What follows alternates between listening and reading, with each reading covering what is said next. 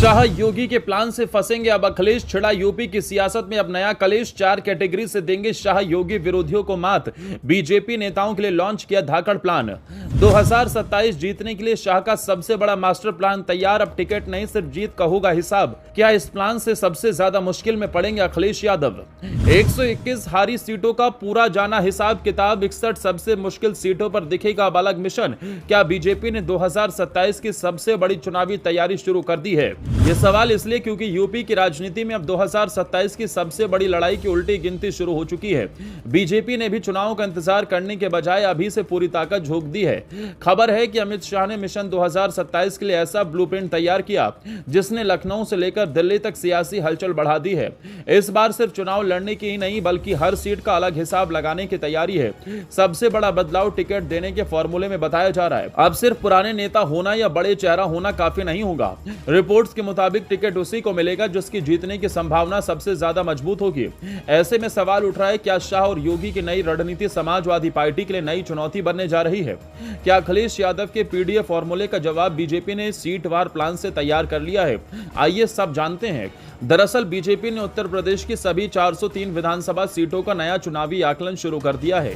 Party ने सीटों को 4 अलग अलग कैटेगरी में बांटकर रणनीति बनाने की तैयारी की है। पहली ए कैटेगरी में वो सीटें हैं जहां बीजेपी लगातार जीतती रही है। दूसरी बी कैटेगरी में वो सीटें हैं जहां जीत तो मिली लेकिन कम अंतर से। तीसरी सी कैटेगरी में वो सीटें रखी गई हैं जहां पार्टी लगातार कम अंतर से हार रही है। जबकि डी कैटेगरी में सबसे कठिन सीटें शामिल हैं जिन्हें समाजवादी पार्टी और कांग्रेस का मजबूत गढ़ माना जाता है। यानी अब हर सीट के लिए अलग रणनीति, अलग संगठन और अलग चुनावी तैयारी होगी। यानी इस बार सिर्फ नारे नहीं चलेंगे बल्कि हर सीट का रिपोर्ट कार्ड खुलेगा और यहीं से बीजेपी की सबसे बड़ी चुनावी रणनीति शुरू होती है। सूत्रों के मुताबिक बीजेपी का सबसे ज्यादा फोकस उन 121 सीटों पर है जहां उसे 2022 के विधानसभा चुनाव में हार मिली थी। इनमें भी 49 ऐसी सीटें हैं जहां हार और जीत का अंतर सिर्फ 5000 वोट से कम था। पार्टी मानती है कि अगर बूथ मैनेजमेंट, संगठन और उम्मीदवार की रणनीति मजबूत हो जाए तो इन सीटों का परिणाम बदला जा सकता है। इतना ही नहीं, 61 ऐसी विधानसभा सीटें भी चिन्हित की गई हैं जहां बीजेपी पिछले 3 चुनावों में एक भी बार जीत दर्ज नहीं कर सकी। अब इन सीटों पर जातीय समीकरण, बूथ फीडबैक, लाभार्थी संपर्क और संभावित उम्मीदवारों का नए सिरे से आकलन किया जाएगा। यही नहीं, टिकट वितरण को लेकर भी बड़ा मंथन शुरू होने की चर्चा है। बताया जा रहा है कि 3 या उससे ज्यादा चुनाव लड़ चुके नेताओं का पूरा रिकॉर्ड देखा जाएगा। उन्होंने पिछली बार कितने वोटों से जीत या हार दर्ज की, अपने बूथ पर उनका प्रदर्शन कैसा रहा और संगठन में उनकी पकड़ कितनी मजबूत है। यानी इस बार सिर्फ पुराना चेहरा टिकट की गारंटी नहीं होगा बल्कि जीतने की क्षमता सबसे बड़ा पैमाना मानी जा रही है। लेकिन बीजेपी के लिए रास्ता भी पूरी तरह आसान नहीं दिख रहा क्योंकि चुनावी तैयारी के साथ कुछ बड़े राजनीतिक मुद्दे भी पार्टी के सामने चुनौती बनकर खड़े हैं।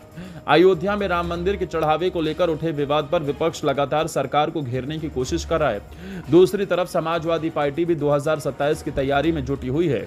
अखिलेश यादव पीडीए यानी पिछड़ा, दलित और अल्पसंख्यक वाले समीकरण को मजबूत करने के साथ साथ सनातन और मंदिर से जुड़े कई मुद्दों पर भी सक्रिय दिखाई दे रहे हैं। ऐसे में माना जा रहा है कि उत्तर प्रदेश का चुनाव सिर्फ 2 दलों के बीच मुकाबला नहीं बल्कि 2 अलग अलग रणनीतियों की लड़ाई बनने जा रहा है। फिलहाल बीजेपी ने मिशन 2027 को लेकर अपनी तैयारियां तेज कर दी हैं। 4 कैटेगरी, सीटवार रणनीति, टिकट का नया फॉर्मूला और कमजोर सीटों पर अलग फोकस बताता है कि पार्टी इस बार कोई जोखिम लेना नहीं चाहती। वहीं दूसरी ओर समाजवादी पार्टी भी अपने सामाजिक समीकरण और जनसंपर्क अभियान के सहारे मुकाबले की तैयारी कर रही है। अब यह रणनीति किसे बढ़त दिलाती है, इसका फैसला आखिरकार 2027 में उत्तर प्रदेश की जनता करेगी।